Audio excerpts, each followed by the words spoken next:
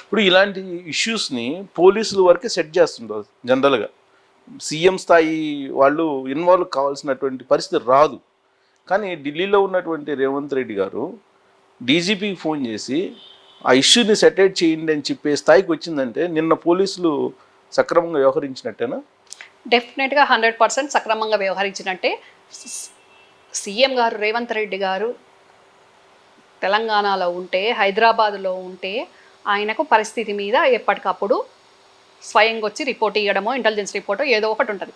కానీ ముఖ్యమంత్రి గారు అందుబాటులో లేరు కాబట్టి, ఢిల్లీలో ఉన్నారు కాబట్టి ఆయనకి ఇట్లా జరుగుతుంది అని డెఫినెట్గా వన్ ఆఫ్ ద పార్ట్ కాబట్టి సమాచారం ఇచ్చిండ్రు. ఆ సమాచారానికి అనుగుణంగానే ముఖ్యమంత్రి గారు డెఫినెట్గా పాలన అదుపు తప్పద్దు, శాంతి భద్రతలు విఘాతం కలిగించే విధంగా వీళ్ళు వ్యవహరిస్తున్నారు కాబట్టి అట్లా చేయొద్దు అని ఆయన అక్కడ నుంచి డీజీపీ గారికి సూచనలు ఇచ్చిండ్రు. మీరే ఇందాక అంటున్నారు కదా, పోలీసు వాళ్ళు గత ప్రభుత్వంలో ఉన్న వాళ్ళకు మద్దతు భయపడుతున్నారు అని. అట్లా భయపడేది లేదు, వాళ్ళకు మద్దతు అంతకంటే లేదు. డెఫినెట్గా డీజీపీ గారు కూడా శాంతి భద్రతల పరంగానే చర్యలు తీసుకుంటున్నారు. ముఖ్యమంత్రి గారు ఇంకా కొన్ని సూచనలు చేసిండ్రు. అదుపు తప్పకుండా వాళ్ళు ఎంత విధ్వంసకర ప్రతికూల చర్యలకు పాల్పడ్డా కానీ సంయమనంతో వ్యవహరించండి అని పార్టీకి కానీ, మా పార్టీలో ఉన్న లీడర్లకు కానివ్వండి, డీజీపీకి కానివ్వండి, అందరికి కానివ్వండి ఓపికతోటి ఉండండి అని సూచనలు చేసిండ్రు. దాంట్లో తప్పేం లేదు కదా. పోలీస్ వ్యవస్థలో కొంతమంది బీఆర్ఎస్ పార్టీ లీడర్లకి కోవట్లుగా వ్యవహరిస్తున్నారు అనేటువంటి కామెంట్స్ ఉన్నాయి. దాంట్లో భాగంగానే హరీష్ గారు నిన్న అక్కడికి వెళ్ళినప్పుడు ఆయన ఎదురు పట్టడానికి కూడా ధైర్యం చేయలేక కొంతమంది పోలీసులు బ్యాడ్జెస్ తీసేశారు అనేది కూడా సోషల్ మీడియాలో బాగా వస్తుంది. కోర్టులు అనుకోవాలా వాళ్ళని, లేదంటే భయపడుతున్నారు అనుకోవాలా బీఆర్ఎస్ పార్టీ అంటే? మళ్ళీ అధికారంలోకి వస్తారు వాళ్ళు అనేటువంటి ఇన్ఫర్మేషన్ ఏమన్నా వాళ్ళకు ఉందా పోలీసులకి? కోవట్లు భయపడము ఏమో కానీ గత ప్రభుత్వంలో హరీష్ నుంచి కానీ వివిధ నాయకుల నుంచి బెనిఫిట్స్ తీసుకున్న ఆఫీసర్లు అయి ఉండొచ్చు వాళ్ళు. అందుకని వాళ్ళు ఆ రకంగా వ్యవహరించి ఉంటారేమో అని నేను అనుకుంటున్నాను. 7 నెలలు అయింది సుమారుగా రేవంత్ రెడ్డి గారి ప్రభుత్వం ఏర్పడి. ఇప్పటికీ ట్రాన్స్ఫర్స్ని చూస్తే, పోలీసు బదిలీలను కానీ చూస్తే మేజర్గా సరే కింద ట్రాన్స్ఫర్స్ అవి తీసేస్తే హైదరాబాద్ సిపిని ఏరి కోరి తెచ్చుకున్నారు రేవంత్ రెడ్డి గారు. రీసెంట్గా ఎందుకని మార్చేశారు? 2 నెలలు కూడా తిరగకుండా, 2 నెలలు 3 నెలలు లేదండి. ఎప్పుడు ఎక్కడ ఎవరిని, ఏ ఆఫీసర్ను, సిన్సియర్ ఆఫీసర్ను ఎవరిని ఎక్కడ అకామిడేట్ చేయాలి అనేది ముఖ్యమంత్రి గారికి చాలా బాగా తెలుసు. దాంట్లో భాగంగానే ఏరి కోరి తెచ్చుకోవడం అనేది ఇక్కడ ఏముండదు. సిన్సియర్గా సమర్థత ఉన్న ఆఫీసర్స్ని ఎక్కడ అకామిడేట్ చేస్తే అక్కడ బాగుంటుంది అనే దాంట్లో భాగంలోనే అప్పుడు సిపిగా కొత్తకోట శ్రీనివాసరెడ్డి గారు ఉన్నారు. ఇప్పుడు ఇక్కడ ఆయన ఏంటి విజిలెన్స్ డీజీ ఆయన చనిపోయారు కదా, చనిపోయారు అనుకుంటాను. విజిలెన్స్ డీజీ రాజీవ్ రతన్ ఆయన చనిపోయారు కదండి, చనిపోయారు కదా. సో అక్కడ కొత్తకోట శ్రీనివాసరెడ్డి గారిని పంపించారు, ఇక్కడ సివి ఆనంద్ గారిని అకామిడేట్ చేశారు. దాంట్లో ఏం తప్పు తీయాల్సిన అవసరం లేదు కదా. అంటే సీనియర్ ఐపీఎస్ని అంత ఈజీగా నెలల్లోనే మార్చేయరు కదా. సహజంగా అవగాహన లేక పోస్టింగ్లు ఇచ్చారా, లేదంటే పోస్టింగ్లు ఇచ్చిన తర్వాత వాళ్ళు సహకరించట్లేదని చెప్పి ఈ బదిలీలు జరిగినాయా?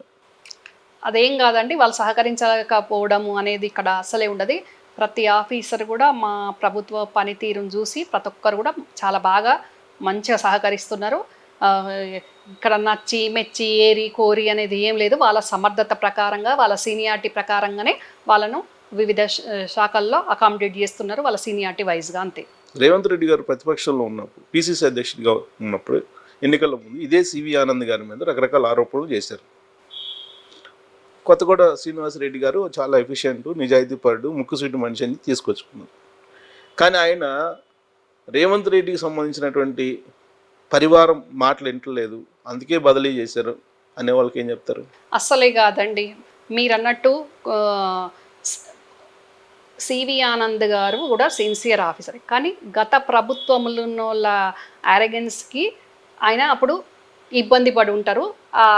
ఆ ఇబ్బందిని చూసి ప్రతిపక్షంలో ఉన్న మా పిసిసి ప్రెసిడెంట్ ఉన్న రేవంత్ రెడ్డి గారు అప్పుడు ప్రతిపక్ష నాయకునిగా అట్లా మాట్లాడాల్సి వచ్చింది. డెఫినెట్గా శ్రీనివాసరెడ్డి గారు కూడా ఎఫిషియెంట్ ఆఫీసరే. అందుకనే గత ప్రభుత్వంలో జరిగిన అక్రమాల మీద విజిలెన్స్ ఉంటుంది కాబట్టి ఆ విజిలెన్స్కి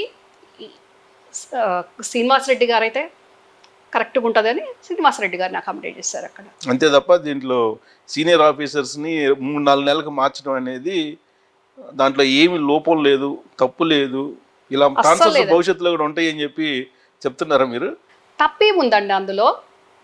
తప్పేముంది అందులో? అవసరాన్ని బట్టి డెఫినెట్గా షఫిల్ చేయాల్సి ఉంటుంది, షఫిల్ చేస్తున్నారు. దాంట్లో తప్పు తీయాల్సింది ఏముంది? అంటే ఇంకొకటి హైడ్రాకి సంబంధించి కూడా ఏదో చిన్న చిన్న ఇష్యూస్ వచ్చినప్పుడు ఎవరైతే పేదలు ఉన్నారో వాళ్ళందరూ రివర్స్ అయ్యి 2-3 సంఘటనలు జరిగాయి. ఆ విషయంలో కొత్తకోట శ్రీనివాసరెడ్డి సరిగ్గా వ్యవహరించలేదు, అందుకే మార్చారు అంటున్నారు. అది కూడా కారణమే మార్చడానికి? అస్సలే కాదండి, అస్సలే కాదు. ఇక్కడ విజిలెన్స్ ఆ శాఖకు శ్రీనివాసరెడ్డి గారు వారి సేవలు అవసరం కాబట్టి వారిని అక్కడ అకామిడేట్ చేసిండ్రు. సిపిగా సివి ఆనంద్ గారు ఇక్కడైతే కరెక్ట్ ఉంటుందని సివి ఆనంద్ గారిని ఇక్కడ అకామిడేట్ చేసిండ్రు, అంతే. అంతేనా? 16 మందిని తీసుకురావడానికి ఆపరేషన్స్ సరిగ్గా లేవు అని చెప్పి మార్చారా? అసలు ఆపరేషనే అవసరం లేదండి మాకు. అసలు వాళ్ళను ముట్టుకొని వాళ్ళని ఆపరేషన్ చేయాల్సినంత అవసరం మా ప్రభుత్వానికి లేనే లేదు. వాళ్ళే స్వచ్ఛందంగా మీ తలుపులు తీయండి వస్తామని తలుపుల కాడ పడిగాపులు కాస్తుంది వాళ్ళు. మాకు ఆపరేషన్ చేసే అవసరం ఏందండి? సో ఇంత ప్రభాకర్ రావు గారిని ఎప్పుడు తీసుకొస్తున్నారు? రిటైర్డ్ ఫోన్ ట్యాపింగ్ చీఫ్ వస్తారండి తొందరలోనే. వారి ఆరోగ్యం బాగాలేదని తెలిసింది. వారి ఆరోగ్యం బాగా అయ్యి మరి ఇప్పుడు నెక్స్ట్ మంత్ అట్లా వచ్చే అవకాశం ఉంది అని అనుకుంటున్నాం. డెఫినెట్గా వస్తారు, అన్ని నిజాలు బయటకు వస్తాయి. కానీ అక్కడ వండుకుంటూ కూడా వేరే వేరే వ్యవహారాలు జరుగుతున్నాయి. అన్ని వ్యవహారాల్లో పాపం ఆయన ఒక పావైపోయినరు, భాగమైపోయినరు, బలైపోయినరు. కేటీఆర్ గారి అమెరికా టూర్లో ఇది కూడా భాగమా? మేబీ కావచ్చు. మీకు తెలుసు కదా అన్ని విషయాలు తెలిసినా కూడా కొన్ని రివీల్ చేయలేమంటారా? రివీల్ చేయలేమని కాదు, అంటే డెఫినెట్గా రివీల్ చేస్తుంది. రమ్యారావు ఏదైనా రివీల్ చేస్తుంది, ఇంకా పోయేది లేదు. కానీ కరెక్టు సమాచారం ఉన్నప్పుడు, కరెక్ట్ ప్రూవ్ ఉన్నప్పుడే మాట్లాడడానికి ఉంటుంది. కాబట్టి ఎందుకంటే మీరన్నట్టు ఇప్పుడు ఇదే ప్రభాకర్ రావు గారి గురించి ఒక విషయం నాకు తెలిసింది. దానికి ఇంకా కరెక్ట్గా నాకు సమాచారం కరెక్ట్గా అవునా కాదా అనేది ఇంకా తెలియట్లేదు. అదే తెలియక మాట్లాడితే ఈరోజు రాష్ట్రం ఆగమైపోద్ది. మరి అవును, ఆయన సోషల్ మీడియాలో ఆల్రెడీ వస్తుంది కదా, అసలు ఆయన ఉన్నారా లేరా, హెల్త్ బాగాలేక ఏదో హాస్పిటల్లో ఉన్నారని, ఇట్లాంటివన్నీ వస్తున్నాయి కదా. ఆయన హెల్త్ బాగాలేక ఆయన లైవ్లోనే ఉన్నారు, ట్రీట్మెంట్ తీసుకుంటున్నారని అంటున్నారు. అది కాదు, ఇప్పుడు ఏదైతే ట్యాపింగ్ జరిగిందో ఆ అంశానికి సంబంధించి నిజాలు బయటికి రావద్దనో, మరి ఆయన వస్తే ఎవరం బలైపోతామనో దాంట్లో భాగంగా ఆయన సఫర్ అవుతున్నారు, ఆయనని ఇబ్బంది పెడుతున్నారు. అసలు నేను మళ్ళీ సందర్భంలో చెప్తాను, ఇప్పుడు చెప్పడం కూడా కరెక్ట్ కాదు. కానీ ఆయన ఏదో దేవుని అనుగ్రహం వల్లనో దేవుని దయ వల్లనో ఆయన బతుకున్నారు. కానీ ఆయన ఎప్పుడేమై అవుతుందో కూడా తెలియని పరిస్థితి. అర్థమైంది, ఆ మాటల్లోనే అర్థమైంది దాని వెనకున్నటువంటి బ్యాక్గ్రౌండ్ ఏంటనేది. సో ప్రధానంగా 4 కేసులు రేవంత్ రెడ్డి గారు ముఖ్యమంత్రి అయిన తర్వాత నడిచినాయి. ఒకటి కాళేశ్వరం ఉంది, తర్వాత కాళేశ్వరంతో పాటు ఇక్కడ యాదాద్రి భద్రాద్రికి ఒప్పందాలు, ఛత్తీస్గఢ్ సంబంధించిన ఒప్పందాలు, ఇంకా తర్వాత ఈ ఫోన్ ట్యాపింగ్, ఇవన్నీ నడిచినాయి కదా. ఈ కేసులు ఏంటి అసలు? ఇక అంతే, నా చట్టం తన పని దాన్ని చేసుకుని పోతుందని చెప్పడమేనా? ఇప్పట్లో ఏమైనా కొలిక్కి వచ్చే అవకాశం ఉందా? డెఫినెట్గా అన్నీ కూడా కొలిక్కి వస్తుంది, అన్నిటి లెక్క కూడా సరి చేస్తారు. ఆ లెక్కలు సరి అవుతాయనే భయంలో భాగంగానే ఎవరి లాబింగ్ వాళ్ళు ఎవరిని భయభ్రాంతులకు గురి చేయనో అలాని భయభ్రాంతులకు గురి చేస్తుండ్రు.